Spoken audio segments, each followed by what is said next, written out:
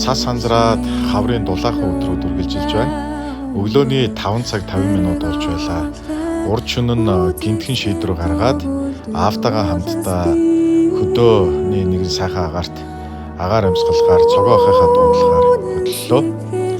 3 сарын эхэн яг л дулаахан өдрүүд үргэлжилж цас хайлж хамгийн сүүлийн өвлийн цас орохын агшинд малын тэсгэхээ байлаа.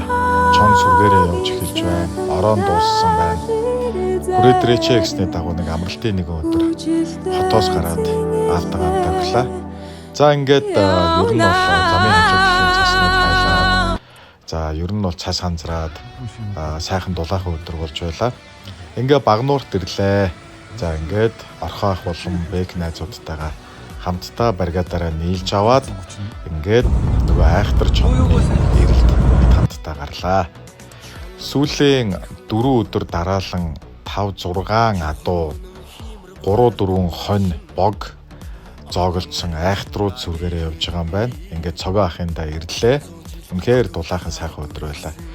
Би турах челленж нэг жилийн хугацаанд тавьсан байгаа.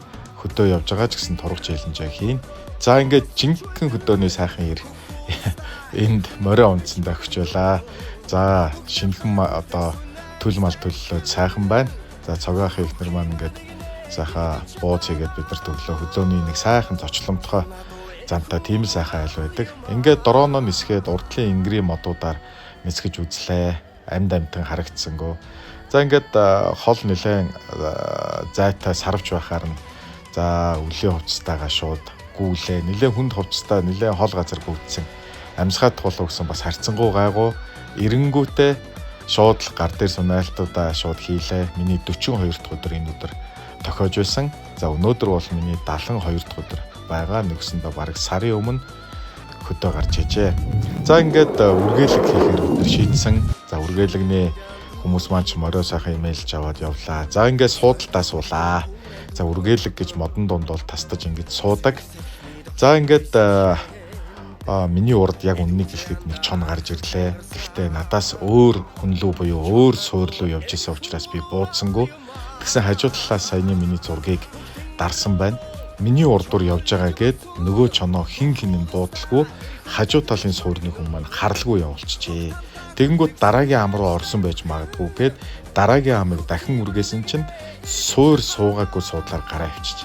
Буундуу дугаргаагүй бид нар тэгвэл байж болов буудъя гээд 700 метрт хин нь хамгийн ойрхон буудахгүй гээд нэг хад буудлаа. Чонны бараа харсан ч гэсэн буудаж чадлаггүй буцаж бид нар ирээд хотын зүг буцах тийм төлөвлөгөөтэй байлаа. Маргааш нь Мартин 8 болж байсан учраас шууд бид нар буцлаа. Элдв янзын шунал байсангүй. Замдаа суусан портрийг цаснаас гаргаж өгчөөд нэг мэдсэн орой 7 цаг өнгөрөөд харанхуй болж байлаа.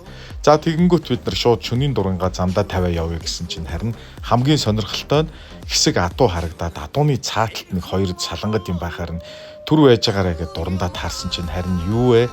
Нөгөө хоёр чинь чон болж хувирлаа шүү. Яг энэ агшинд бол бид нар ялахгүй байсан чинь нөгөө адуу цаатлын салангад хоёр дээр яваад очсон чинь үргээд наашаага адуунууд маань шогшлоо. Цаатлын хоёрыг салангадыг хараад ажаад байсан чинь харин хоёр чон байрын байдалтай байна. Дурангийнхаа фокусыг тааруулахгүй бол нэг л сайн ялгархгүй байх шиг байна. Нөгөө хоёрыг ажиглаад байлаа. Адуунууд руу хараад л шүү. Миний шөнийн дурандаа харсан хоёр дахь чон бол энэ хоёр болж байна. Яг адуу бараадад явж байна. Гүйдэл нь чон болж таарлаа. Дурангийнхаа фокусыг тааруулаад харсан чинь харин нөгөө хоёр чинь бүр 276 метрт гой тодорч харагдана. Энэ чи юу гэдэг вүлээ? Нөгөө хаяглан гэдэг шиг хаяглж байлаа.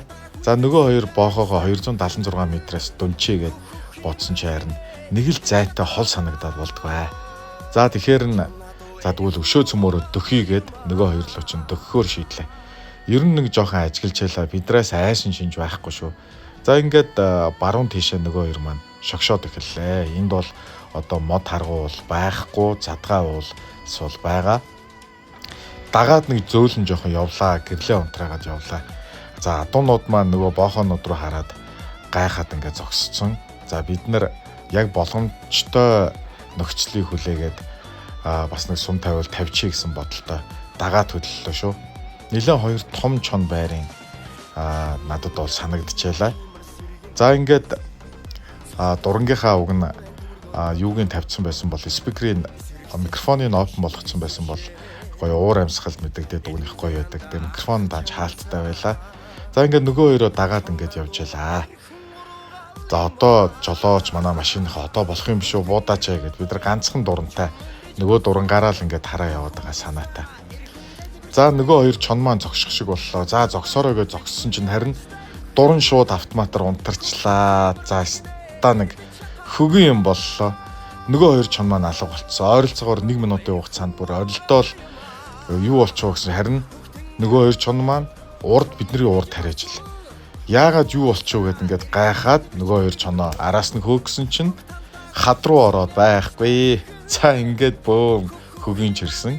За 3 чон харсан. Ийм нэгэн өдөр болж өндөрлөө. Хайрхнаа харуулсан хангаада баярлалаа.